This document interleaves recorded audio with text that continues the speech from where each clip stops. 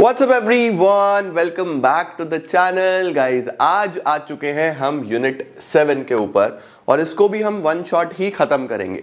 इसके अंदर बच्चों दो कॉन्ट्रैक्ट्स हमने पढ़ने हैं, एक है कॉन्ट्रैक्ट ऑफ इंडेमनिटी और एक है कॉन्ट्रैक्ट ऑफ गारंटी। दोनों ही बहुत सिंपल से कॉन्ट्रैक्ट्स हैं। हाँ, स्पेशल कॉन्ट्रैक्ट्स की कैटेगरी में आते हैं, हम सारे के सारे स्पेशल कॉन्ट्रैक्ट्स ही पढ़ रहे हैं। क्वाजी कॉन्ट्रैक्ट पढ़ा हम लोगों ने, इसी तरीके से और भी काफी कॉन्ट्रैक्ट्स हमने पढ़े, बट अच्छे तरीके से मैं इसको आपको समझाऊंगा और आपको बिल्कुल क्लैरिटी हो जाएगी, कोई डाउट आपको इसमें नहीं होगा। तो चलिए शुरू करते हैं। इसके बाद बस बेलमेंट एजेंसी बचा और समाप्त है आपका ये कॉन्ट्रैक्ट एक्ट। तो चलिए शुरू करते हैं और आज इस चैप्टर को भी वन शॉट समाप्त करते हैं। Let's begin.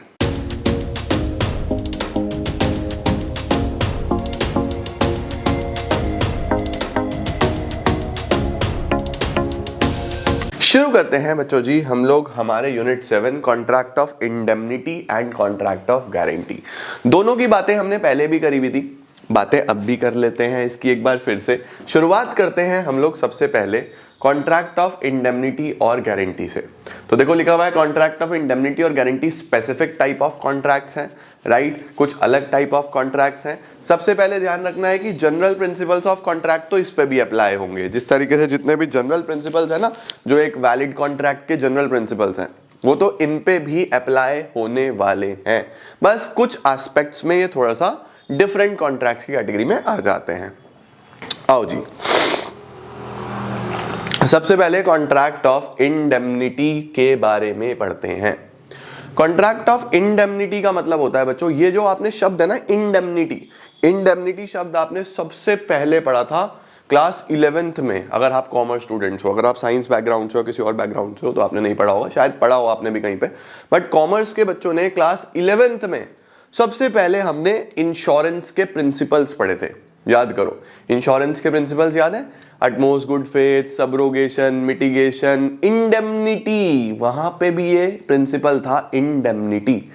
इंडेमनिटी का मतलब होता है बच्चों जी, आपको अगर कोई अल्टीमेटली लॉस हुआ है तो उस लॉस के लिए गुड वापस पोजीशन में लेके आना।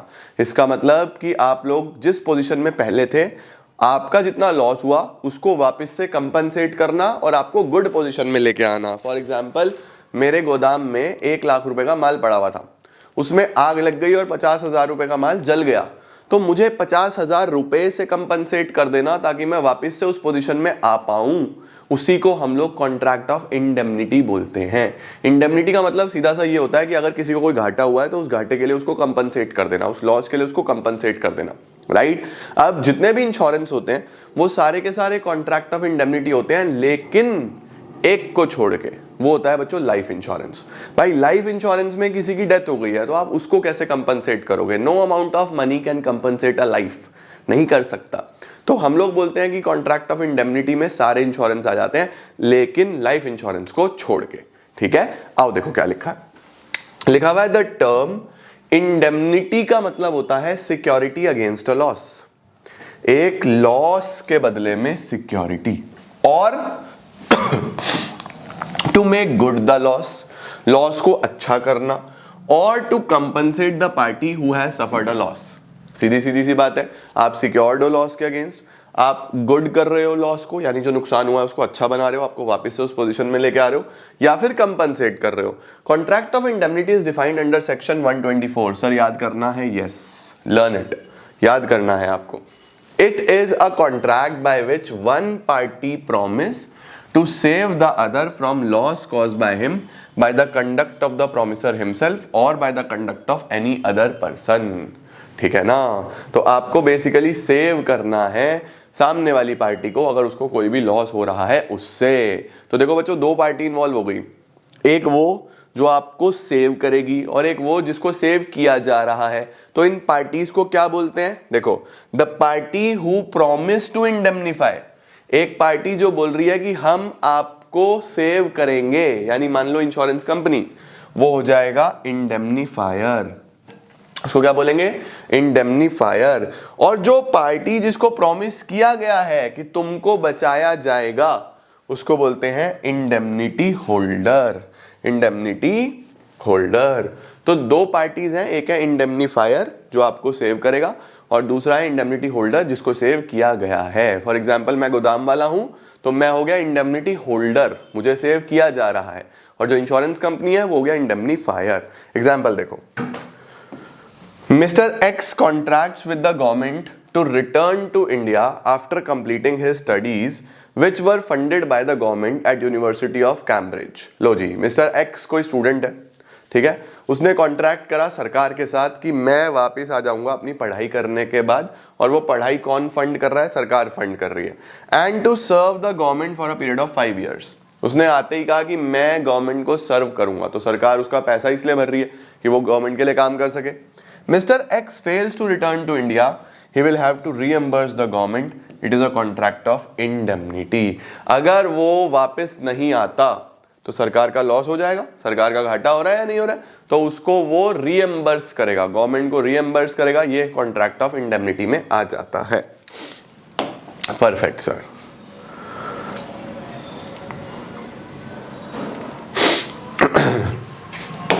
ऐसे ही देखो और एग्जांपल्स दिए हुए, क्या एग्जांपल्स दिए हुए, चल जा यार।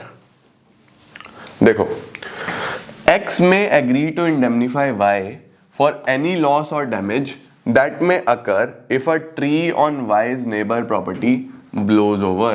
इसका मतलब है कि भैया एक ट्री है, वो अगर गिर गया और आपको कुछ लॉस हो गया तो X बोल रहा है कि मैं आपको इंडेमनिफाई करके दूंगा। If the tree then blows over and damage Y का fence, X will be liable for the cost of fixing the fence। अब अगर ट्री सच में गिर जाता है तो अल्टीमेटली उसके कुछ नुकसान हो जाता है तो एक्स उसको इंडेमनिफाई करेगा। परफेक्ट, ठीक है। अच्छा जी, अब देखो यहां पे क्या लिखा हुआ है, however the above definition of indemnity restrict the scope of contract of indemnity in as much as it covers only the loss caused by conduct of the promisor और the conduct of any other person. इसका मतलब क्या है बच्चों, ध्यान देना, ये important है, दिस इज वेरी इंपॉर्टेंट।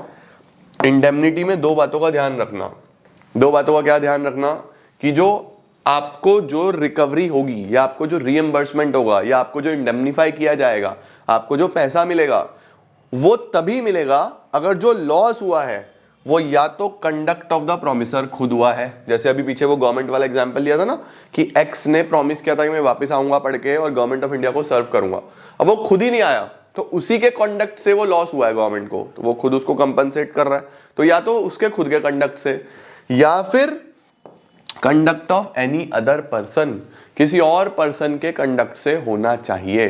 अगर जो लॉस हुआ है वो किसी एक्सीडेंट से हुआ है या जो एक्सीडेंट हुआ है not caused by any person, वो किसी पर्सन से नहीं हुआ, और एन एक्ट ऑफ गॉड या कोई नेचुरल इवेंट है, तो इट इज नॉट कवर्ड। तो ध्यान रखना, अगर कोई एक्ट ऑफ गॉड है, अगर कोई नेचुरल इवेंट है, तो यहां पे कॉन्ट्रैक्ट ऑफ इंडेमनिटी में चीजें नहीं आती। तो नेचुरल इवेंट्स में ध्यान रखना, कॉन्ट्रैक्ट ऑफ इंडेमनिटी नहीं चलता, ठीक है। Perfect, okay, done sir. एक चीज और लिखी हुई है देखो, इंग्लिश लॉ में क्या लिखा हुआ है, as per English law indemnity means promise to save another harmless from the loss, here it covers every loss whether due to negligence of promisee or by natural calamity or by accident। तो English law की बातें अलग है, हम तो Indian law पढ़ रहे हैं बेटा। चलो भाई, mode of contract of indemnity. अब मोड ऑफ कॉन्ट्रैक्ट कैसे हो सकता है इंडेमनिटी का? भाई जैसे सारे कॉन्ट्रैक्ट्स होते हैं, या एक्सप्रेस होता है या इम्प्लाइड होता है, या तो आप रिटर्न में कर लो या फिर इम्प्लाइड है, सेल्फ अंडरस्टूड है। भाई फॉर एग्जाम्पल अल्टीमेटली ऐसा ले लो कि आप मेरे पड़ोसी हो, मुझे मंदिर जाना है, सही है जी, मुझे मंदिर जाना है और मेरे पास कोई व्हीकल नहीं है। आप मेरे पड़ोसी हो, मैंने आपसे व्हीकल मांग लिया, मैंने कहा भैया मेरे पड़ोसी हैं जैन साहब, मैंने कहा जैन साहब प्लीज़ अपना एक्टिवा देना, मैं मंदिर तक हो गया। अब मैं जा ही रहा था, रास्ते में एक रिक्शा वाले ने एक्टिवा में ठक्कर मार दी, अब मेरे को ठोक दिया रिक्शा वाले ने बढ़िया तरीके से, मैं गिर गया। अब मैं तो चलो ठीक था, एक्टिवा डैमेज हो गया, अब मेरे पड़ोसी का एक्टिवा है, लॉस हो गया। मैंने क्या करा, मैं फटाफट से उसको मैकेनिक के पास लेके गया और मैंने उस एक्टिवा को ठीक कराया, वापस से उस पोजीशन में लेके आया जिस पोजीशन में वो था। तो मुझे बताओ, मैंने कोई एक्सप्रेस कॉन्ट्रैक्ट थोड़ी ना करा था इंडेमनिटी का अपने पड़ोसी से कि भैया अगर नुकसान हो गया तो मैं आपकी एक्टिवा ठीक करा के दूंगा। लेकिन मेरे एक्शन से ये सेल्फ अंडरस्टूड है कि भैया मैं लेके जा रहा हूं तो मैं ही ठीक करा के दूंगा ना, तो ये था implied.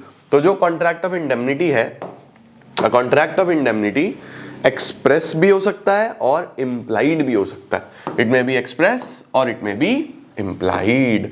A contract of indemnity is said to be express. Express कब होगा? जब आप उसको शब्दों में, रिटन में बताओगे, है ना। और इम्प्लाइड कब होगा? When it is inferred from the conduct of the parties. ठीक हो गया है, नहीं हो गया? ओके, एग्जाम्पल देखो। ए asked B to beat C. A ने बी को बोला कि भैया सी को मारो, सी को अच्छे तरीके से बजाओ।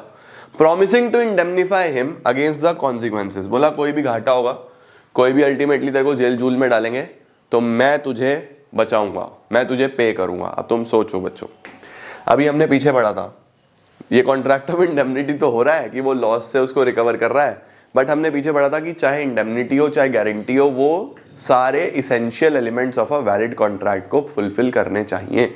अब किसी को मारना, क्या ये मॉरल एक्ट है? बताओ जी, क्या ये मॉरल एक्ट है? भाई इमोरल है ना यार, इस तरीके से किसी को मारने की बातें तो गलत हो गई ना। तो ये पहले से ही अनलॉफुल है, और अनलॉफुल चीजें तो लॉ में एनफोर्सेबल ही नहीं होती, तो इस तरीके के कॉन्ट्रैक्ट एनफोर्सेबल नहीं होंगे। तो देखो क्या लिखा हुआ है, A asks B to beat C, promising to indemnify him against the consequences. The promise of A cannot be enforced. ठीक है, suppose B beat C, B ने बजा भी दिया और 1000 रुपए का फाइन लग गया, तो B ये क्लेम नहीं कर सकता क्योंकि ऑब्जेक्ट अनलॉफुल है। परफेक्ट हो गया बेटा जी, ठीक है। अब मैंने इंश्योरेंस का आपको ऑलरेडी बता दिया, contract of fire insurance, contract of marine insurance. Fire होता है आग से, मैराइन होता है वाटर से, शिप वगैरह के जो नुकसान होता है, तो ये सब कॉन्ट्रैक्ट ऑफ इंडेमनिटी होते हैं, लेकिन लाइफ इंश्योरेंस में नहीं होता। Perfect sir. Rights of indemnity holder when sued. Indemnity holder समझते हो? इंडेमनिटी होल्डर कौन होता है? जिसको आपने बोला है कि भाई तू टेंशन फ्री रह, तू ये काम कर, कोई भी नुकसान होगा मैं भरपाई करूंगा, तू स्ट्रेस फ्री रह।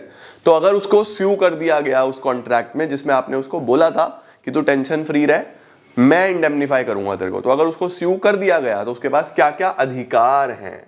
भाई सीधी से अधिकार हैं कि जो भी अल्टीमेटली डैमेजेस वगैरह होंगे वो रिकवर करेगा आपसे, है ना। तो देखो लिखा हुआ है, the promisee in a contract of indemnity acting with in the scope of his authority. ये बहुत इंपॉर्टेंट है, जितना आपने बोला था उसके अंदर अंदर ही एक्ट करा है। Is entitled to recover from the promisor या इंडेमनीफायर क्या क्या? All the damages. पहले तो वो डैमेजेस लेगा आपसे, जो भी उसको डैमेजेस पे करने पड़ रहे हैं वो आपसे क्लेम करेगा। दूसरा, all the cost which he have been compelled to pay in bringing the suit. जितना भी उसका खर्चा आया उस केस को लड़ने के लिए, क्योंकि उस आपने प्रॉमिस किया हुआ था, तो जो डैमेजेस हैं आपको वो भी भरने हैं। दूसरा, जब वो सूट को डिफेंड कर रहा है, यानी जो केस को वो लड़ रहा है, उसमें जो खर्चा आया वो भी आपको भरना है। उसके साथ साथ अगर उसको कोई भी पैसा देना पड़ा कॉम्प्रोमाइज करने के लिए, यानी सेटलमेंट करने के लिए, कॉम्प्रोमाइज का मतलब क्या है? सेटलमेंट करने के लिए, वो केस को खत्म करने के लिए उसको कोई भी पैसा देना पड़ा, तो वो भी आप भरोगे, राइट। तो पहली बात, आपसे डैमेजेस रिकवर कर सकता है, दूसरी बात सारे के सारे खर्चे, और तीसरी बात जो भी उसको पैसा देना पड़ा कॉम्प्रोमाइज करने के लिए। ठीक हो गया जी, परफेक्ट। नेक्स्ट आता है लाइबिलिटी कब कमेंस होती है आपकी? इंडेमनीफायर की। इंडेमनिटी होल्डर तो वो है जिसको आपने प्रॉमिस करा है, तो आपकी लाइबिलिटी कब अराइज होगी? भाई जैसे ही इसको पैसे देने के, इसकी लाइबिलिटी ड्यू हो जाएगी। भाई जैसे ही इसको पैसा देना है, अगर ये केस हार गया तो इसको ये तीनों चीजें पे करनी है ना, तो उसी टाइम पे ही आपकी लाइबिलिटी भी अराइज हो जाएगी, चलो पे करो। अब आप किसको पे करोगे? सर फॉर एग्जाम्पल ए ने बी को इंडेमनीफाई करने का प्रॉमिस करा हुआ है, ए ने बोला हुआ है बी को कि आई विल इंडेमनीफाई यू, तू चिंता मत कर बिल्कुल भी, और बी और सी का केस चल रहा है, इनका केस चल रहा है आपस में, और बी हार गया, तो या तो आप इसको इंडेमनीफाई कर दो या फिर आप ये सारा पैसा डायरेक्टली सी को भी दे सकते हो। तो कई बार क्वेश्चन आता है दिमाग में कि सर क्या मैं डायरेक्टली इसको दे सकता हूं या अमाउंट? दे सकते हो, कोई दिक्कत नहीं है, ठीक है। देखो, although the Indian contract act is silent on the time of commencement of liability, बोल रहा है इंडियन कॉन्ट्रैक्ट एक्ट तो साइलेंट है, लेकिन जो जजेस ने अभी तक प्रोनाउंस किया है या जो जजमेंट्स आए हैं उसके आधार पे हम बोल सकते हैं लाइबिलिटी कब अराइज होगी? as soon as the liability of indemnity holder become absolute। जैसे ही इसके ऊपर लाइबिलिटी आएगी वैसे ही आपके ऊपर वो लाइबिलिटी आ जाएगी, क्योंकि अल्टीमेटली इसकी लाइबिलिटी ही आपकी लाइबिलिटी है, क्योंकि आपने इंडेमनीफाई करने का प्रॉमिस किया हुआ है। ठीक हो गया बच्चों, परफेक्ट।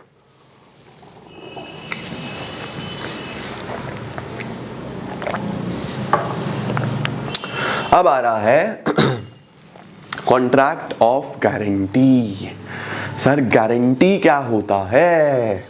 बच्चों गारंटी बेसिकली होता है जब आप किसी की गारंटी लेते हो आप किसी की गारंटी लेते हो। आप किसी की गारंटी क्यों ले रहे हो? अब भाई उसके मल्टीपल रीजंस हो सकते हैं, है ना। जैसे फॉर एग्जाम्पल चिंटू हमारा गया बैंक में लोन लेने के लिए। ये चिंटू है, चिंटू गया HDFC के पास। तो दो पार्टी हैं यहाँ पे, ठीक है। चिंटू गया HDFC के पास, मुझे लोन दे दो 1 करोड़ रुपए का। HDFC ने बोला ठीक है हम आपको लोन ले देंगे, लेकिन कम से पहले एक कोई गारंटर लेके आओ जो आपकी गारंटी कर देगी। अगर आपने डिफॉल्ट करा तो वो इंसान पैसा दे, वो इंसान आपके बिहाफ पे पे करे। चिंटू ने बोला अरे भाई मैं संपत्ति दे तो रहा हूं, मेरी प्रॉपर्टी है तो। लेकिन HDFC बोल रहा है हाँ आपकी प्रॉपर्टी है, बट हमें स्टिल कोई ना कोई गारंटर चाहिए, हम बिना गारंटर के लोन नहीं देंगे। प्रॉपर्टी आपकी है बट हम फिर भी बिना गारंटर के लोन नहीं देंगे। तो फिर चिंटू मेरे पास आया, ये मैं हूं RAJAT में से A और T हटा दिया मैंने, RJ लिख दिया। ये मेरे पास आया, इसने बोला कि सर मेरे नाम की प्लीज गारंटी कर दो ना। मैंने कहा चिंटू देख तेरी प्रॉपर्टी है, अगर तू नहीं चुका पाएगा तो पहले तेरी प्रॉपर्टी से पैसा रिकवर होगा, जो कि एक कॉमन सी बात है। मेरी तो सेकेंडरी लाइबिलिटी है, प्राइमरी लाइबिलिटी तेरी है, मेरी तो सेकेंडरी है। तब भी रिकवर अगर नहीं हो पाया तो अल्टीमेटली मैं देखूंगा, है ना। तो अल्टीमेटली चिंटू ने बोला अरे हाँ सर चिंता क्यों कर रहे हो, मैं लोन चुका दूंगा। तो फिर मैंने कहा ओके मैं चिंटू की गारंटी लेता हूं। तो अब देखो यहां पे बच्चों इंडेमनिटी में दो ही पार्टी थी, एक इंडेमनिटी फायर और एक इंडेमनिटी होल्डर, है ना। दो ही पार्टी थी वहां पे। यहाँ पे 3 पार्टी होती हैं। एक है डेटर, इसको प्रिंसिपल डेटर भी बोलते हैं, जो बेसिकली पैसा ले रहा है। एक है क्रेडिटर जिसका पैसा देना है, और एक है गारंटर, इसको श्योरिटी बोलते हैं, जो गारंटी कर रहा है।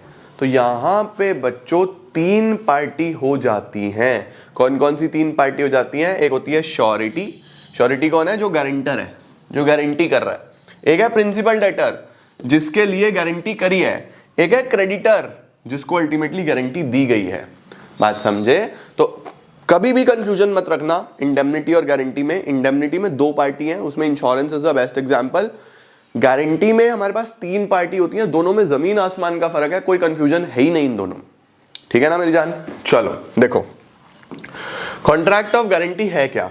अ contract of guarantee is a contract to perform the promise made or discharge the liability of a third person in case of his default।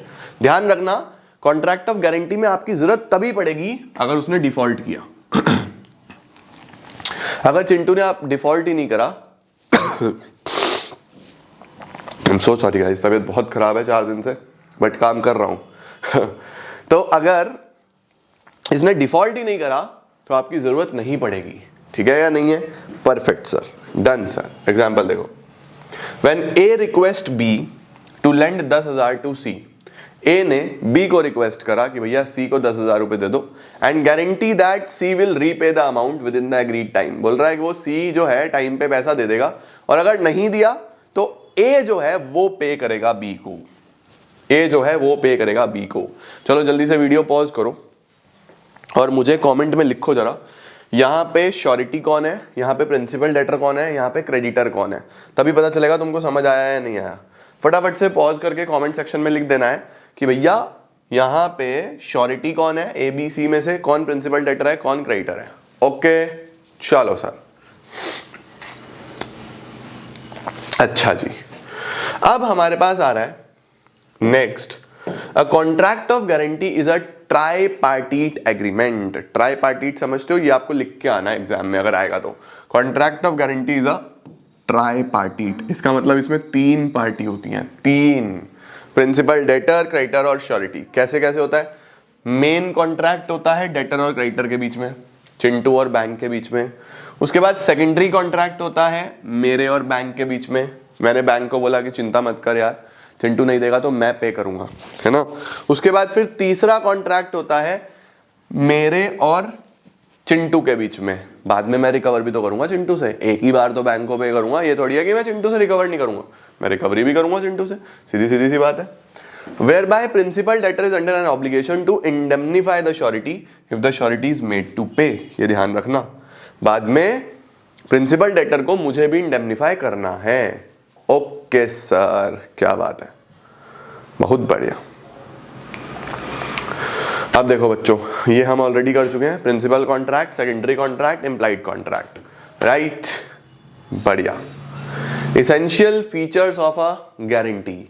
अब वैलिड गारंटी कब मानी जाएगी, इंपॉर्टेंट टॉपिक है, पूछा जाता है, याद कर लेना बढ़िया तरीके से। दिस इज सावधान इंडिया, सावधान इंडिया सवाल। क्या क्या इसेंशियल रिक्वायरमेंट्स हैं या क्या क्या कंडीशंस हैं ऑफ अ वैलिड गारंटी। सबसे पहले नंबर 1 पर्पस। नंबर 1 बच्चों, पर्पस। पर्पस क्या होता है, पर्पस का मतलब है कि सामने वाले के डेट को श्योर करना, कि अगर एक पार्टी कोई डेट ले रही है तो उसको मैं, अगर वो पे नहीं करेगा तो मैं गारंटी देता हूं आई विल पे। तो ध्यान रखना, there must always be a principal debt. एक डेट होना चाहिए, एक कर्जा होना चाहिए। अगर कोई कर्जा नहीं है तो वहां पे कोई गारंटी का कॉन्ट्रैक्ट नहीं चलेगा। देखो लिखा हुआ है, the purpose of guarantee being to secure the payment of a debt, the existence of recoverable debt is necessary. अगर कोई प्रिंसिपल डेट ही नहीं है तो फिर वहां पे गारंटी नहीं होती, ठीक है। नंबर 2 क्या है, कंसीडरेशन। प्रिंसिपल ऑफ गारंटी तभी चलेगा जब कोई ना कोई कंसीडरेशन होगा। जैसे सीधी सी बात है भाई, चिंटू जो है एचडीएफसी से लोन ले रहा है, तो चिंटू ने एचडीएफसी से लोन लिया, उसके बदले में उसको रीपे करेगा, उसको इंटरेस्ट देगा, तो दोनों के लिए कुछ ना कुछ कंसीडरेशन है, तभी तो कॉन्ट्रैक्ट हो रहा है। बिना कंसीडरेशन के कोई भी कॉन्ट्रैक्ट ऑफ गारंटी नहीं चलता, ठीक है। Like every other contract, a contract of guarantee should also be supported by some consideration. Guarantee without consideration is void, ठीक है। बट डायरेक्ट कंसीडरेशन की जरूरत नहीं है श्योरिटी और क्रेडिटर में, क्योंकि श्योरिटी तो बेसिकली डेटर को ही रिप्रेजेंट कर रहा है ना भाई, मैं तो चिंटू को ही रिप्रेजेंट कर रहा हूं ना, कि चिंटू नहीं देगा तो मैं दूंगा, तो बैंक मुझे कुछ कंसीडरेशन दे उसकी जरूरत नहीं है। ठीक हो गया बेटा, ओके, क्लियर है, डन सर। एक बात और ध्यान रखना, past consideration is no consideration, ये हमने पहले भी पढ़ा था। पहले अगर कोई कंसीडरेशन आ चुका है और अब मुझे श्योरिटी बनाया जा रहा है तो वो नहीं चलेगा, ओके। एक चीज और ध्यान रखनी है, बोल रहा है कि भले ही प्रिंसिपल डेटर इनकॉम्पिटेंट हो, गारंटी वैलिड रहेगी, लेकिन अगर श्योरिटी इनकॉम्पिटेंट है तो गारंटी वॉइड हो जाएगी। यानी कि चिंटू मेरे पास आया और मेरी उम्र खुद अभी 16 साल ही है, मैं चिंटू की गारंटी कैसे करूंगा भाई, मैं तो खुद ही कॉम्पिटेंट टू कॉन्ट्रैक्ट नहीं हूं, तो बैंक मुझे सीयू कैसे करेगा अगर चिंटू ने पैसा नहीं दिया तो ध्यान रखना, जो श्योरिटी है उसका कॉम्पिटेंट टू गारंटी होना बहुत इंपॉर्टेंट है, तभी चलेगा, नहीं तो नहीं चलेगा, ओके, डन सर।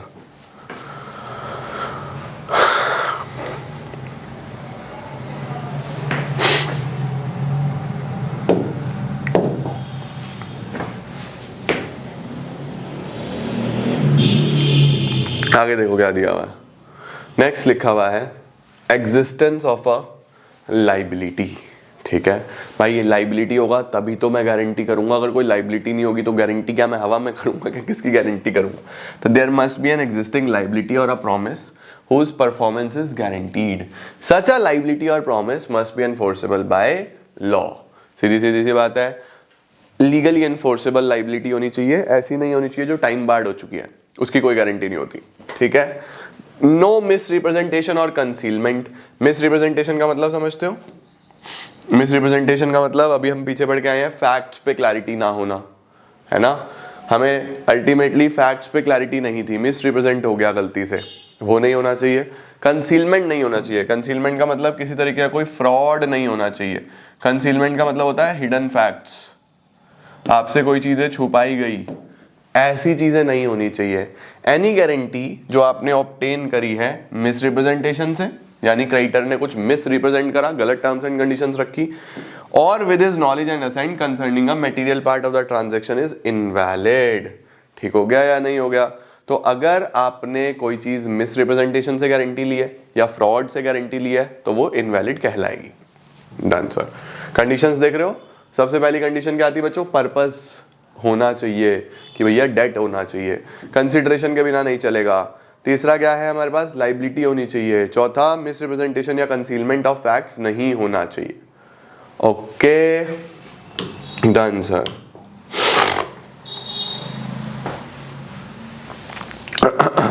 देखो यहां पे देखो, ए गारंटी टू सी, ए ने सी को गारंटी करी, payment for iron to be supplied by him to be, यानी कि सी कोई डीलर है, वो बी को कुछ सप्लाई कर रहा है, उसकी गारंटी ए ले रहा है। ए बोल रहा है अगर बी ने पैसे नहीं दिए तो मैं दूंगा, ठीक है, to the amount of 2000 tons, 2000 tons के लिए। अब बी और सी ने प्राइवेटली एग्री करा कि बी जो है 5 पर टन देगा बियॉन्ड द मार्केट प्राइस। अब देखो जी यहां पे क्या हो रहा है, बी और सी चुपचाप ज्यादा पैसे की डील कर रहे हैं, क्योंकि उसका कोई पुराना डेट था, बी और सी का कोई पुराना डेट था। बी ने बोला पैसा ए से रिकवर कर लेंगे, मेरे पुराने कर्जे में लगा लियो। तो मुझे बताओ क्या सामने वाले ए से छुपाई जा रही है चीजें, गारंटी तो ली जा रही है लेकिन कंसील करके, छुपा के, तो ऐसी गारंटी गलत हो जाएगी, इनवैलिड हो जाएगी। Such access to be applied in liquidation of an old debt, पुराने कर्जे में। Agreement is concealed from A is not liable as a surety. Perfect है जी। नेक्स्ट है बच्चों, राइटिंग नॉट नेसेसरी, जरूरी नहीं है कि गारंटी लिखित में ही हो, ओरल भी हो सकती है। ये तो सिंपल है, ओरल भी हो सकता है, रिटर्न भी हो सकता है। ज्वाइनिंग ऑफ अदर को श्योरिटीज, ये भी बच्चों इंपॉर्टेंट पॉइंट है। अगर आपने गारंटी ली है, फॉर एग्जांपल चिंटू ने मुझे बोला कि भैया मैं 60 लाख रुपए का लोन ले रहा हूं, और ऑलरेडी 2 लोग जो आपके जानकार हैं वो भी एज अ गारंटर ज्वाइन कर रहे हैं, यानी आपकी अकेले की लायबिलिटी नहीं होगी, तीनों की 20-20 लाख की लायबिलिटी होगी अगर मैं नहीं चुकाया। तो मैं 3 गारंटर रख रहा हूं, आपको भी और 2 और वो जो आपके जानकार हैं एक्स और वाई, आपके दोस्त, उनकी बात कर रहा हूं। तो मैंने कहा यार अच्छा वो दोनों भी कर रहे हैं, चल फिर मैं भी कर लेता हूं, और क्या। अब मैं इस इंप्रेशन में हूं कि वो दोनों भी कर रहे हैं, और लास्ट मोमेंट पे एक्स या वाई में से कोई नहीं आया या दोनों ही नहीं आए, मेरे ऊपर चीजें आ गई। तो फिर से वही बात है भैया, मेरे सामने चीजें नहीं रखी गई, मुझे गलत दिखाया गया चीजें, तो मैं यहाँ पे लायबल नहीं होऊंगा। वही लिखा हुआ है, where a person gives a guarantee upon a contract that the creditor shall not act upon it until another person has joined in as a co surety, यानी कि एक से ज्यादा श्योरिटीज होंगे। The guarantee is not valid if the other person does not join, किसी ने join ही नहीं करा तो फिर यहां पे वैलिड नहीं होगी। ओके अब आ रहा है बच्चों हमारे पास टाइप्स ऑफ गारंटीज। अब आ रहा है बच्चों next topic, the nature and extent of sureties liability. Surety समझते हो ना, गारंटर की बेसिकली क्या क्या लायबिलिटी है। देखो जरा, सबसे पहले the liability of the surety is co-extensive with that of the principal debtor। मैंने क्या बोला कि जितनी डेटर की लाइबिलिटी है उतनी ही श्योरिटी की लाइबिलिटी है। सीधी सीधी सी बात है भाई, अभी हम आगे ये भी पढ़ेंगे। जैसे फॉर एग्जांपल भाई चिंटू ने 60 लाख रुपए का लोन लिया HDFC से, है ना, और इसने चुका भी दिया 30 लाख, बाकी नहीं चुका पाया, तो अब इसकी लायबिलिटी 30 लाख की बची, तो मेरी भी as a guarantor as a surety 30 lakh की ही लायबिलिटी बची। तो दोनों की को एक्सटेंसिव है, कम ज्यादा नहीं हो सकती। ठीक है, नेक्स्ट क्या है, the liability of sureties of secondary nature. जो मैं हूं, जो श्योरिटी है, उसकी लायबिलिटी सेकेंडरी है। पहले बैंक हमेशा इसी को पकड़ेगा, बैंक डायरेक्टली मेरे पास नहीं आ सकता। बैंक सीधा मेरे पास आ गया, मैं बोलूंगा भाई क्या कर रहे हो, लोन मैंने थोड़ी लिया था, मेरी सेकेंडरी लायबिलिटी है, पहले चिंटू के पास जाओ, नहीं चुकाता फिर मेरे पास आना। ठीक है, नेक्स्ट क्या है, where a debtor can not be held liable on account of any defect of the document, liability of the surety also सीजर्स। सीधी सीधी सी बात है, अगर डेटर किसी लायबिलिटी से फ्री हो जाता है, डेटर अगर फ्री हो गया तो फिर श्योरिटी भी फ्री है। भाई जब डेटर ही फ्री हो गया उसके लायबिलिटी से या किसी भी चीज से, तो श्योरिटी को पकड़ने का क्या मतलब है, मतलब ही नहीं है ना। नेक्स्ट क्या है, a creditor may choose to proceed against a surety first unless there is an agreement to the contrary। बोल रहा है कि अगर क्रेडिटर को स्यू करना है ना, चूज टू प्रोसीड, प्रोसीड का मतलब होता है भैया अब आगे जा रहा है वो केस करने के लिए, तो पहले वो श्योरिटी को भी स्यू कर सकता है unless there is a contract to the contrary, या फिर आप लिख दो कि भाई केस भी पहले चिंटू पे करना, मेरे पे नहीं, राइट। तो ये चीज यहां पे लिखा हुआ है। ठीक है जी, परफेक्ट परफेक्ट। चलो जी, ओके सर, एक चीज और देखो, एग्जांपल देख लो। ए ने गारंटी करा बी को the payment of a bill of exchange by C. C के नाम पे एक बिल था, वो गारंटी कर दिया ए ने कि ठीक है मैं पे करूंगा। The bill is dishonoured by C, C ने कर दिया डिसऑनर। अब ए किस किस चीज के लिए लाइबल है? ए लाइबल है not only for the amount of bill, bill का तो चलो पैसा जो देना है वो देना ही है, उसके साथ साथ इंटरेस्ट, उसके साथ साथ अगर कोई चार्जेस भी हैं तो वो भी पे करने पड़ेंगे। ठीक है, डन सर। बहुत सिंपल सी चीजें हैं, आपको बहुत इजी लग रहा होगा, ऐसा कुछ कॉम्प्लिकेटेड है ही नहीं, क्योंकि हम आसपास देखते हैं ये चीजें होती हुई, जनरल नेचर के कॉन्ट्रैक्ट्स हैं। नेक्स्ट क्या है देखो, liability of to persons primarily liable not affected by arrangement between them that one shall be surety on others default. बहुत सिंपल सा कॉन्सेप्ट है, 2 मिनट में आपको समझ में आएगा। देखो, ए और बी दो पर्सन है, ठीक है, दोनों जॉइंटली लाइबल है किसी डेट के लिए सी को, दोनों जॉइंटली लाइबल हैं किसी डेट के लिए सी को। इसका मतलब है कि दोनों ने सी से कोई चीज, कोई कर्जा लिया हुआ है, कोई लाइबिलिटी ली हुई है, और दोनों जॉइंटली लाइबल है। वहीं पे ए ने बी को गारंटी भी करी हुई है कि भाई ठीक है, अगर तू नहीं चुका पाया तो मैं चुकाऊंगा, तू नहीं चुका पाया तो मैं चुकाऊंगा। इसका मतलब सीधी सी बात है, एक तरीके से सी के लिए ए ही लाइबल हुआ, राइट। लेकिन यहां पे ये बोला जाता है अब तुम्हारे बीच में जो भी बात हुई है, तुम्हारे बीच में जो भी बात हुई है उससे सी को कोई भी लेना देना नहीं है। सी के लिए तो दोनों, क्योंकि दोनों जॉइंटली लाइबल थे तो सी तो दोनों को पकड़ेगा। सी को तुम्हारे बीच में क्या कॉन्ट्रैक्ट है कि कौन श्योरिटी है, कौन प्रिंसिपल डेटर है, सी को उससे कोई लेना देना नहीं है। यहां ये लिखा हुआ है, देखो जैसे एग्जांपल पढ़ो, A and B make a joint and several promissory note to C. Jointly उन्होंने एक बिल लिखा सी के नाम पे, ठीक है। A makes it in fact as surety for B, A ने बोला कि ठीक है बी ने नहीं दिया तो I will pay, and C knows this, C को पता था at the time when the note is made, C को इस बारे में पता भी था। The fact that A to the knowledge of C made the note as surety for B is no answer to a suit by C against A upon the note. ये बोल रहा है कि उससे कोई फर्क नहीं पड़ता। देखो, when two persons contract with a third person to undertake a certain liability and also contract with each other, एक दूसरे के साथ भी कॉन्ट्रैक्ट करेंगे, that one of them shall be liable only on the default of the other, the third party not being a party to such contract। बोल रहा है third party क्योंकि इसमें है ही नहीं, the liability of each of two persons to the third party under the first contract is not affected by the existence of the second contract। बोल रहा है कि इनके कॉन्ट्रैक्ट से आप भाग नहीं सकते, सी को आप दोनों ही लाइबल रहोगे। ठीक हो गया, परफेक्ट सर।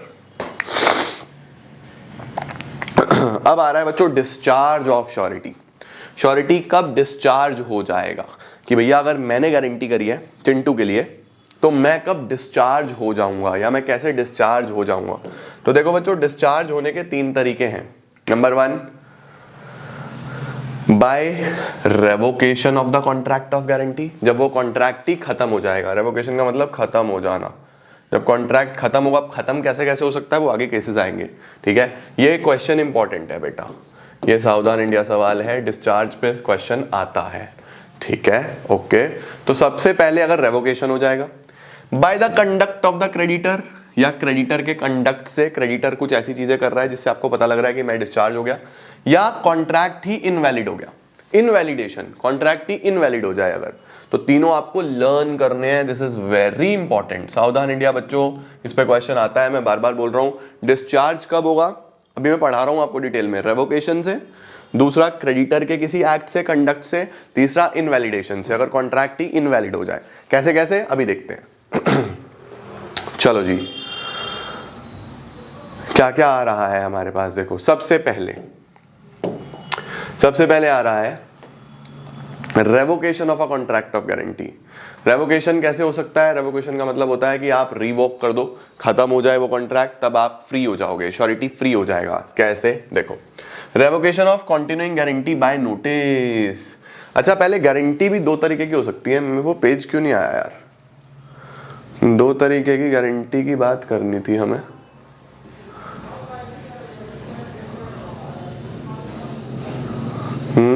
ये तो रह गया। हाँ वही तो मैं कहूँ यार, ये पेज कैसे नहीं आया। देखो एक टॉपिक के बीच में रह गया बच्चों। टाइप्स ऑफ गारंटीज, कितने तरीके की गारंटी हो सकती हैं। तो बच्चों दो तरीके की गारंटी हो सकती है। एक होती है स्पेसिफिक गारंटी। स्पेसिफिक का मतलब होता है एक फिक्स्ड नंबर ऑफ ट्रांजैक्शंस के लिए, ठीक है। और एक होती है कॉन्टिन्यूइंग गारंटी। कॉन्टिन्यूइंग का मतलब जिसके अंदर एक फिक्स्ड नंबर ऑफ ट्रांजैक्शंस के लिए नहीं होती, आप जितनी मर्जी ट्रांजैक्शंस उसमें करो एक पर्टिकुलर अमाउंट तक, वहां तक के लिए कॉन्टिन्यूइंग गारंटी होती है। देखो क्या लिखा हुआ है, स्पेसिफिक गारंटी में लिखा हुआ है a guarantee which extends to a single debt या स्पेसिफिक ट्रांजैक्शन। किसी एक कर्जे के लिए या स्पेसिफिक ट्रांजैक्शन के लिए, उसको हम स्पेसिफिक गारंटी बोलते हैं। श्योरिटी की लायबिलिटी खत्म हो जाएगी जब guarantee debt is duly discharged. Example देखो, ए ने गारंटी करी payment to B of the price of 5 bags of rice to be delivered by B to C, ठीक है ना। 5 बैग के लिए करी थी, बी ने डिलीवर कर दिए, सी ने पे कर दिया। This is a contract of specific guarantee, क्योंकि जो यहां पे गारंटी हुई थी 5 बैग की हुई थी, 5 ट्रांजैक्शंस के लिए हुई थी, बस this is a specific guarantee.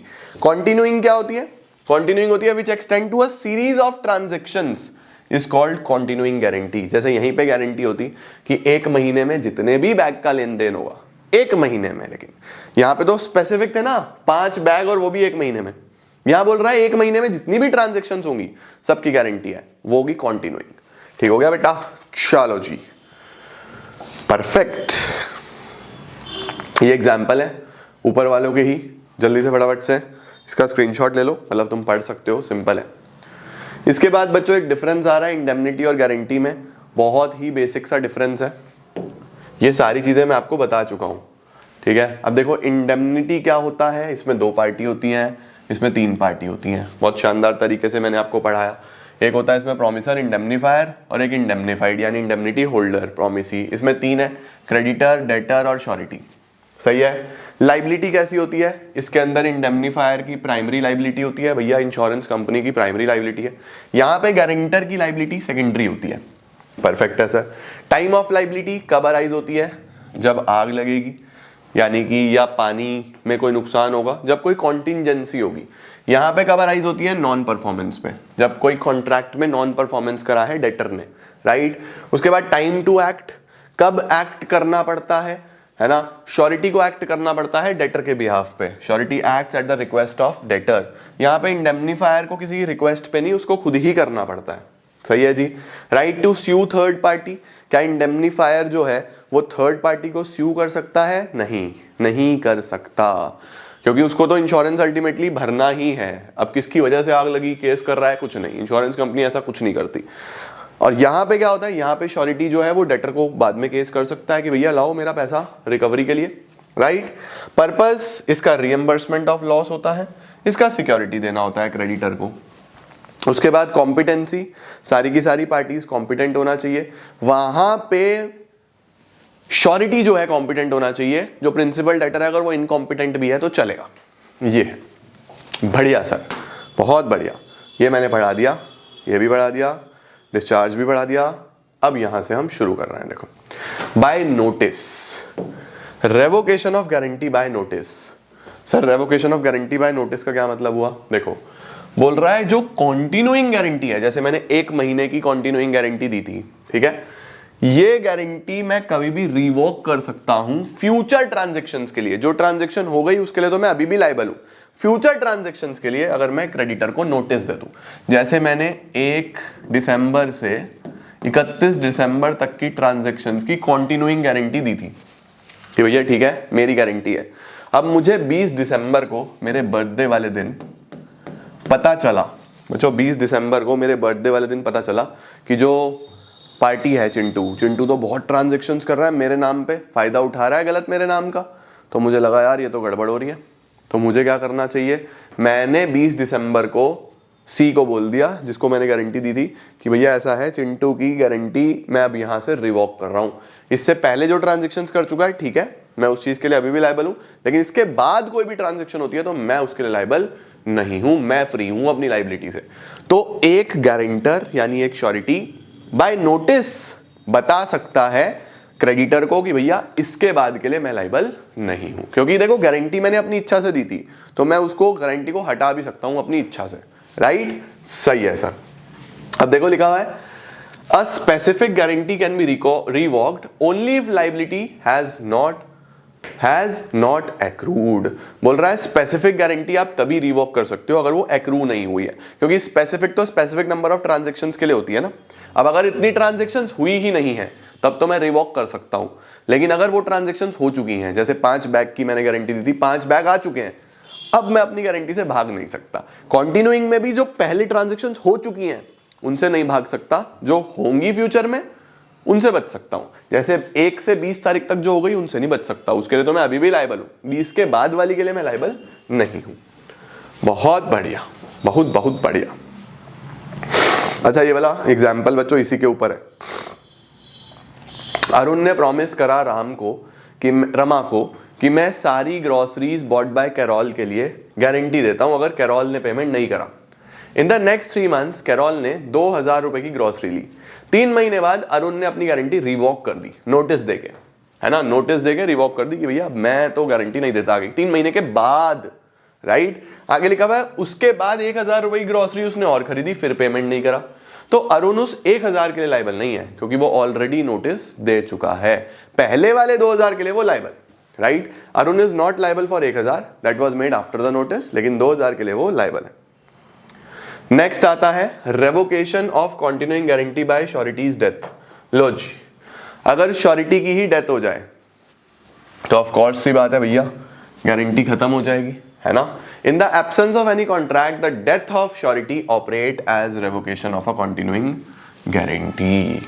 बच्चों ध्यान रखना, अगर श्योरिटी या तो बाय नोटिस, दूसरा अगर उसकी डेथ हो जाए, है ना, फ्यूचर ट्रांजैक्शंस के लिए वो लायबल नहीं है। लेकिन सर जो पहले ट्रांजैक्शंस हो गई उसकी डेथ से पहले, उसके लिए उसका लीगल एयर, उसका लीगल रिप्रेजेंटेटिव, है ना, उसका लीगल रिप्रेजेंटेटिव अभी भी लायबल रहेगा, लेकिन कितने अमाउंट के लिए? जो उसकी एस्टेट से उसके पास आएगा। सीधी सी बात है, वही वाला लॉ चलता है यहाँ पे भी। देखो एस ने गारंटी करी सी को, जितनी भी ट्रांजेक्शंस होंगी सी और पी के बीच में फॉर द नेक्स्ट मंथ, 5 दिन बाद एस की डेथ हो जाती है, तो फिर जो गारंटी रहेगी वो शुरू के 5 दिन की ही रहेगी, वो भी उसका लीगल रिप्रेजेंटेटिव पूरी करेगा, वो भी जो उसकी एस्टेट से पैसा रिकवर होगा बस उसमें से, ठीक है? Now guarantee is revoked for future transactions but S का estate still be liable for the transactions done. बढ़िया सर। नेक्स्ट क्या आ रहा है? Bye novation. नोवेशन का मतलब होता है जब कोई नया एग्रीमेंट बन जाता है। भाई जब नया एग्रीमेंट बनता है तो पुराने वाला एग्रीमेंट डिस्चार्ज हो जाता है, पता है ना तुम लोग को? नया एग्रीमेंट बनेगा, पुराना एग्रीमेंट डिस्चार्ज हो जाएगा, तो फिर पुराने की श्योरिटी, पुराने की गारंटी भी खत्म। सीधी सी बात है भाई, जब एग्रीमेंट ही नया बन गया, पुराना खत्म हो गया, तो पुराने की गारंटी कैसी मांग रहे हो? चलेगा ही नहीं। लिखा हुआ है the surety under original contract is discharged if a fresh contract is entered into either between the same parties और बिटवीन द अदर पार्टीज। बढ़िया। अच्छा समझ गए क्या? पहले वाला पार्ट समझ गए? देखो पहले वाला पार्ट कौन सा था? रेवोकेशन। रेवोकेशन में याद रखना, रेवोकेशन कब कब हो सकता है? रेवोकेशन होगा नंबर 1 नोटिस से, दूसरा डेथ से, तीसरा नोवेशन से, ठीक है? रेवोकेशन नंबर 1 नोटिस से, दूसरा डेथ से, तीसरा नोवेशन से। दूसरा क्या होता है? By conduct of the creditor. अब क्रेडिटर के कंडक्ट से भी आप फ्री हो जाते हो। सर क्रेडिटर के कंडक्ट से मैं कैसे फ्री होऊंगा? नंबर 1, अगर क्रेडिटर ने बिना बताए कुछ टर्म्स एंड कंडीशंस में चेंज किया। वेरिएंस का मतलब होता है चेंज। फॉर एग्जाम्पल चिंटू ने HDFC से लोन लिया था, ठीक है, और 6% पर एनम के हिसाब से इंटरेस्ट और उसकी टर्म्स एंड कंडीशंस डिसाइड हुई थी। मैंने उसकी गारंटी भी करी थी। अब इन दोनों के बीच में फिर से कुछ डिस्कशन हुआ और ये इंटरेस्ट चेंज कर दिया गया 6 से 9% पर एनम पे।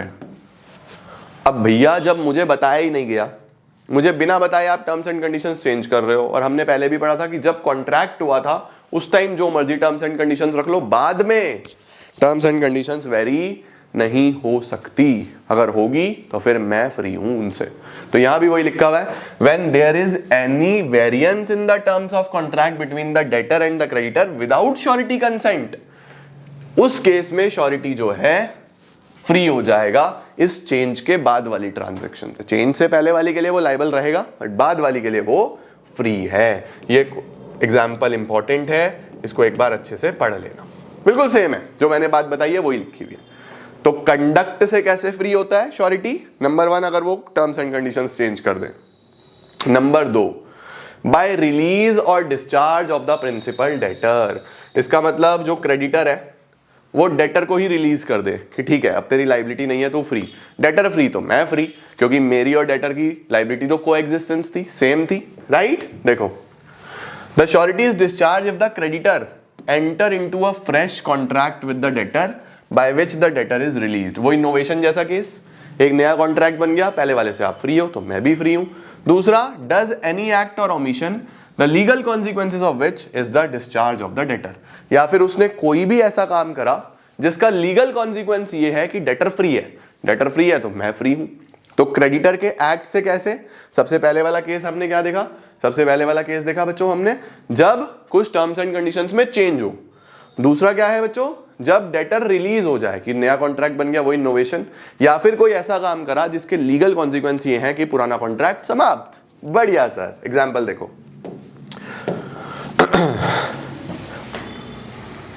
A contract with B for a fixed price to build a house for B. A ने कॉन्ट्रैक्ट करा B के साथ कि वो फिक्स प्राइस पे मकान बनाएगा with in a stipulated time. B उसको सप्लाई करेगा नेसेसरी टिम्बर, ठीक है। C ने गारंटी करा कि A का परफॉर्मेंस जो है वो प्रॉपर होगा, ठीक है जी। अब B जो है वो टिम्बर सप्लाई नहीं कर रहा। भाई जब टिम्बर सप्लाई नहीं कर रहा तो वो परफॉर्मेंस कैसे करे? तो वो परफॉर्मेंस से डिस्चार्ज है। परफॉर्मेंस से डिस्चार्ज है तो गारंटर भी अपनी गारंटी से डिस्चार्ज है। सीधी सीधी सी बात है। Perfect sir. नेक्स्ट आ रहा है बच्चों, discharge of surety when creditor compounds with given time और to agree not to sue the principal debtor. इसका मतलब क्या होता है बच्चों? इसका मतलब होता है कि अगर क्रेडिटर जो है वो कुछ टाइम को चेंज करता है, या फिर वो बोल देता है कि मैं तो केस ही नहीं करने वाला, वो कुछ भी कॉम्पोजिशन करता है। कॉम्पोजिशन का मतलब होता है कुछ भी चेंज लेके आना, टर्म्स एंड कंडीशंस चेंज करना। वही वाली चीज है जो अभी पीछे बढ़ के आए आप लोग। तो अगर जो डेटर और क्रेडिटर के बीच में कुछ भी कॉम्पोजिशन होता है बिना श्योरिटी को बताए, if the creditor makes a composition with the principal debtor without consulting the surety, surety free है बच्चों सबसे पहले, ठीक है या नहीं है? कॉम्पोजिशन में क्या होता है? वेरिएशन, मैं आपको बता ही चुका हूं। दूसरा, प्रॉमिस टू गिव टाइम। भाई समय ही चेंज हो रहा है। फिर वही लोन वाली बात ले लो कि HDFC और चिंटू ने 10 साल के लोन की बात करी थी, गारंटी भी हुई थी उसके अंदर, और अब HDFC बोल रहा है चिंटू को चल भाई 15 साल में दे दियो। भाई मैं क्यों 5 साल के लिए और गारंटी में टंगू? मैंने तो 10 साल सोच के गारंटी दी थी कि चलो 10 साल तक ठीक है, मुझे और लटका दिया 5 साल, मैं फ्री हूं भाई। तीसरा, या फिर HDFC ये बोले चिंटू को कि ठीक है यार हम तेरे को स्यू ही नहीं करने वाले, तो भाई मैं तो तभी लाइबल था ना जब आप चिंटू को स्यू करोगे। आप उसको स्यू ही नहीं कर रहे तो मेरी लाइबिलिटी कहां बची? मैं भी फ्री हूं। तो ध्यान रखना बच्चों, तीनों ही केसेस में कॉम्पोजिशन चेंज हो यानी टर्म्स एंड कंडीशंस चेंज हो, समय ज्यादा मिले, when the time for the payment of the guaranteed debt comes, surety has the right to require the principal debtor to pay off the debt, है ना? सीधी सीधी सी बात है। लेकिन अगर टाइम ज्यादा मिल रहा है तो फिर मैं फ्री हूं। प्रॉमिस नॉट टू स्यू, अगर क्रेडिटर यही बोल रहा है प्रिंसिपल डेटर को कि भाई मैं आपको केस करूंगा ही नहीं, तो श्योरिटी फ्री है। केस के चक्कर में ही तो गारंटर था, वो केस ही नहीं कर रहा तो गारंटर का मतलब ही नहीं है बच्चों। डन, बढ़िया सर। तीसरा आ रहा है अब, cases where surety not discharge. Sir surety कब डिस्चार्ज नहीं होगा? ये बच्चों कुछ एक्सेप्शंस हैं ऊपर वाले केसेस में।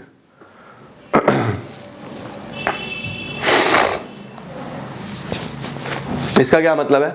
देखो, surety not discharge when agreement made with the third person to give time to the principal debtor. इसका मतलब HDFC बैंक और चिंटू के बीच में लोन था, मैं श्योरिटी हूं, मैंने प्रॉमिस किया हुआ है, राइट? अब HDFC नॉर्मली बात कर रहा है SBI से, किसी थर्ड पर्सन से।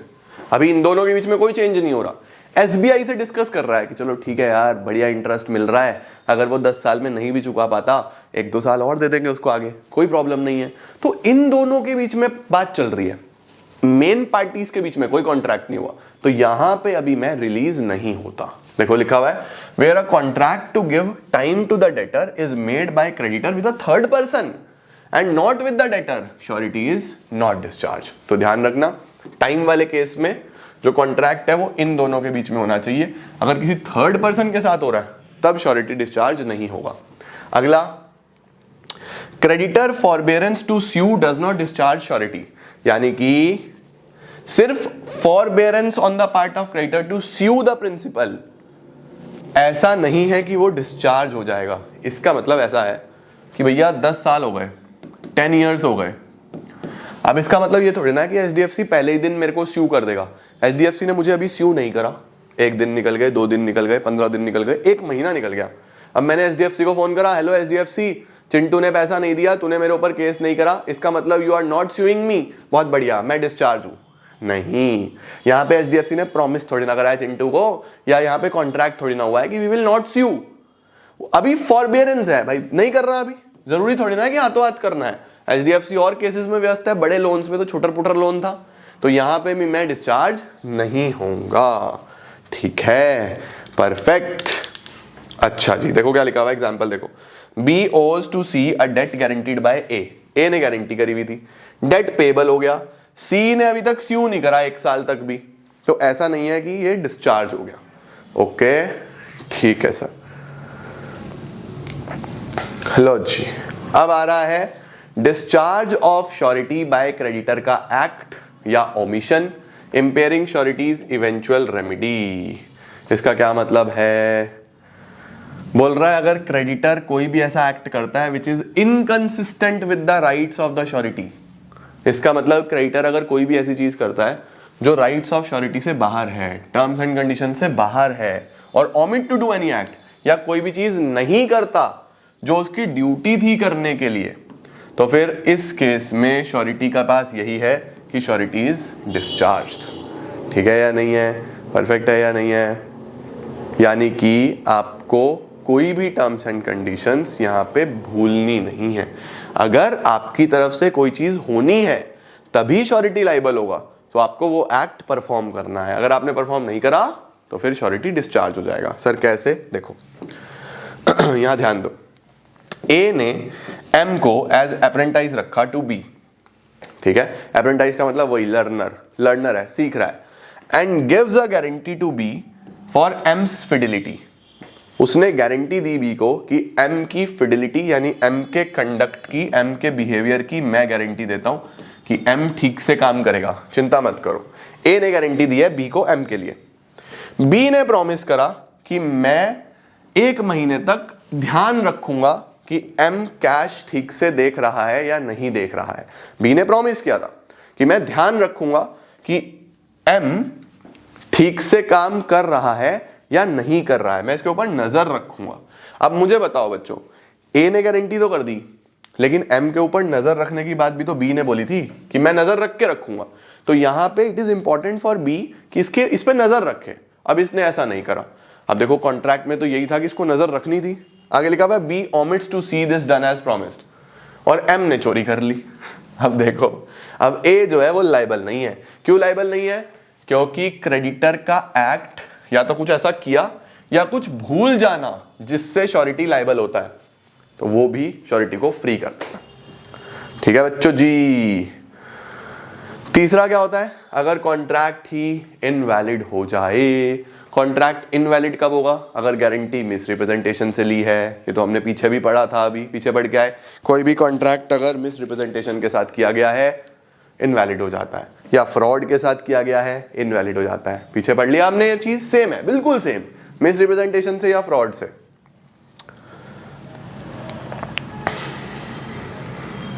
तीसरा, ये भी पीछे पढ़ के आए, guarantee on the contract that creditor shall not act on it until को surety joins.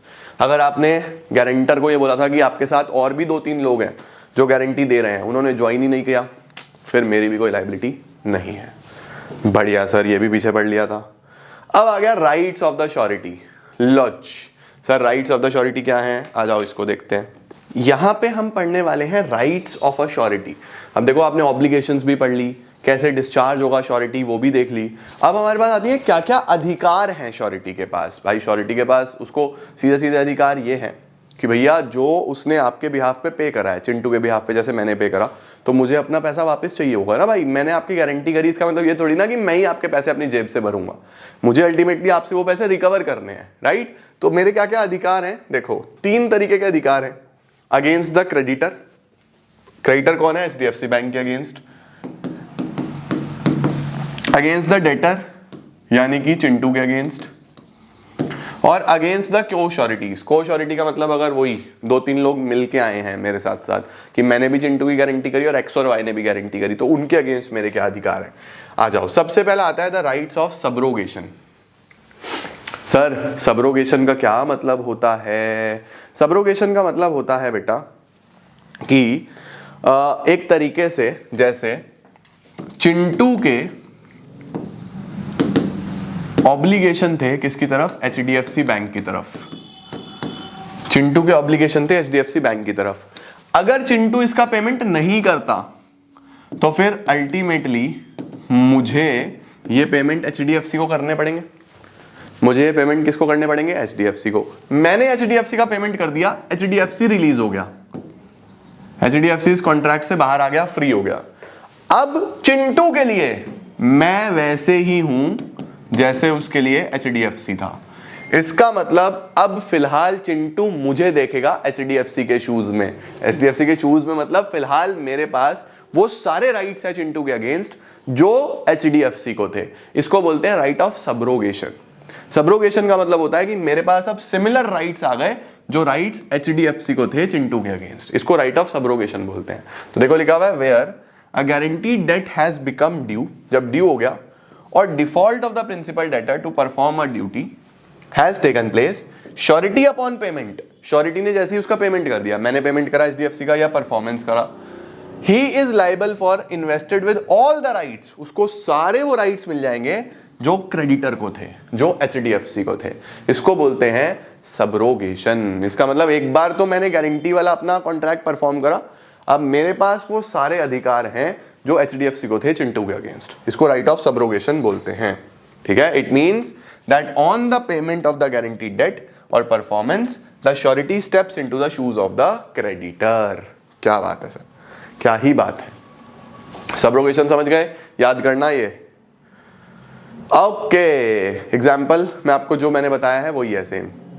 Implied promise to indemnify surety.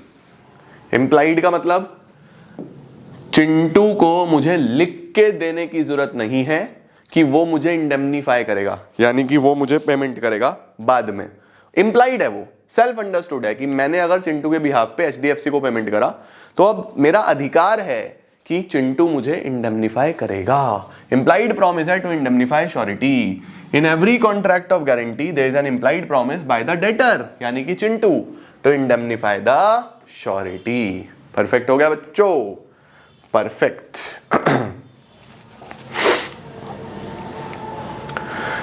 अब राइट्स अगेंस्ट द क्रेडिटर, मेरे पास क्या क्या अधिकार हैं क्रेडिटर के अगेंस्ट यानी एचडीएफसी के against. Number 1, surety's right to benefit of creditor securities. इसका मतलब यह है कि अगर चिंटू ने ऑलरेडी कोई चीजें उसके पास कोई वो पेमेंट कर चुका था या कोई सिक्योरिटी रखवाई हुई थी तो मुझे अधिकार है कि पहले पेमेंट वहां से हो। इसका क्या मतलब है, देखो अ श्योरिटी यानी कि मैं is entitled to the benefit of every security which the creditor has against the debtor. इसका मतलब यह है कि फॉर एग्जाम्पल चिंटू ने एचडीएफसी बैंक के पास 60 लाख के लोन के अगेंस्ट 50 लाख की कोई सिक्योरिटी भी रखवाई हुई थी, 50 लाख की सिक्योरिटी भी रखवाई हुई थी, तो मैं एचडीएफसी को बोलूंगा कि भैया ऐसा है, पहले आप ये सिक्योरिटी में से रिकवरी करो, क्योंकि मुझे अधिकार है सेम सिक्योरिटीज पे कि आप नहीं रिकवर करोगे तो मैं रिकवर करूंगा, तो आप पहले इसमें से रिकवरी करो।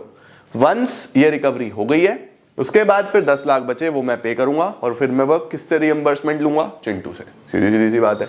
लिखा हुआ है at the time when the contract of suretyship is entered, चाहे मुझे उस बारे में पता था या नहीं पता था। एग्जाम्पल देखो, सी ने बी को दिया 2 लाख रुपए ऑन द गारंटी ऑफ ए।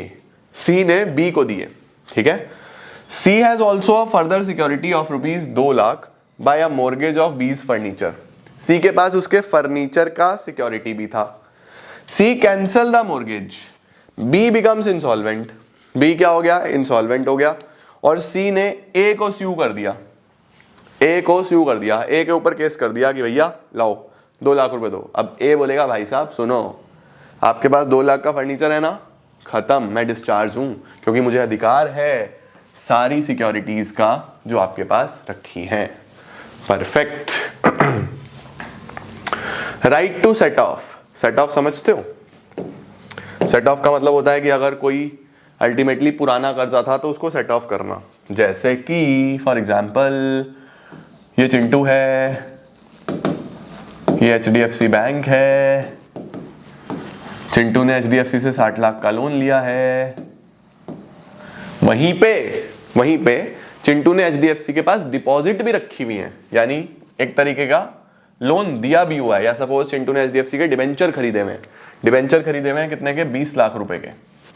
अब 20 लाख के डिबेंचर खरीदे हुए हैं, इसका मतलब समझ रहे हो?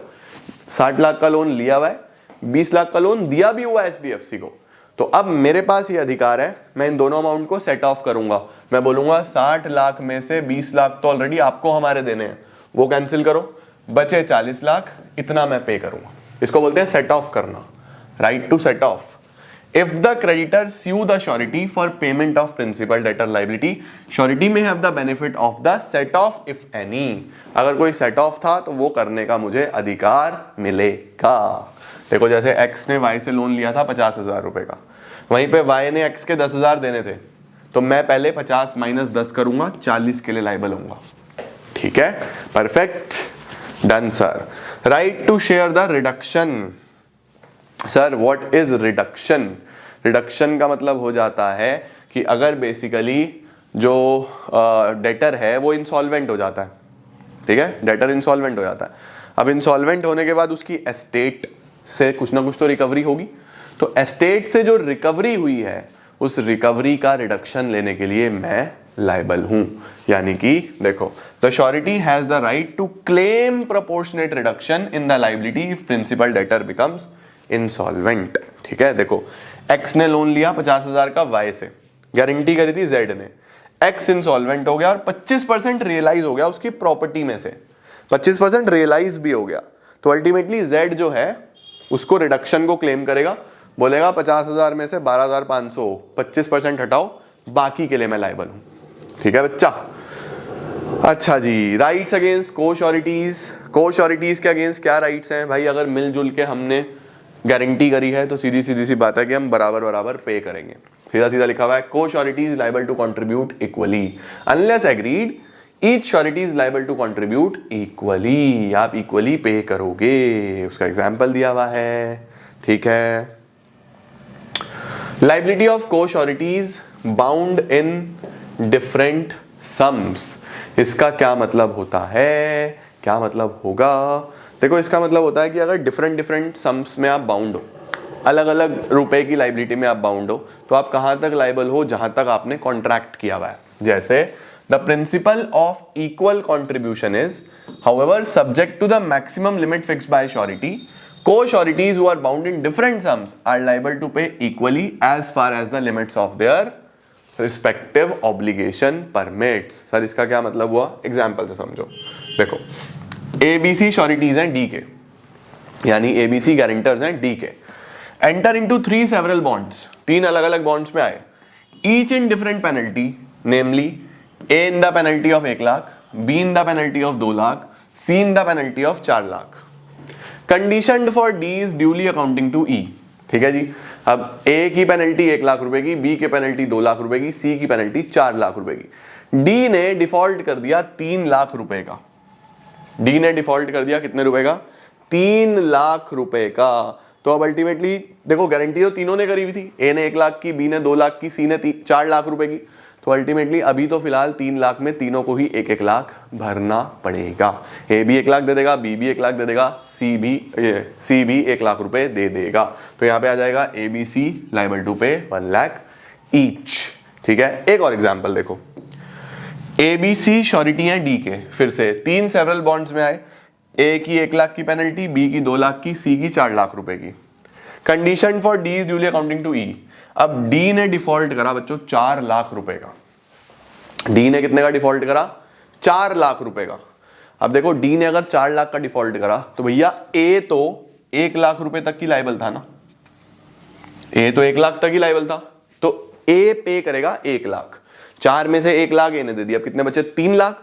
3 लाख को बराबर बराबर 1.5 लाख, 1.5 लाख ये दे देगा, इसकी 50 की लायबिलिटी बचेगी, 1.5 लाख ये दे देगा, इसकी 2.5 की लायबिलिटी बचेगी।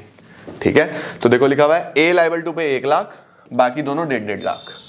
सही है। सेम क्वेश्चन अगर डी डिफॉल्ट कर देता है 7 लाख का, डी डिफॉल्ट करता है 7 लाख का, तो सिंपल है, ए अपने 1 लाख देगा, बी अपने 2 लाख देगा, सी अपने 4 लाख देगा।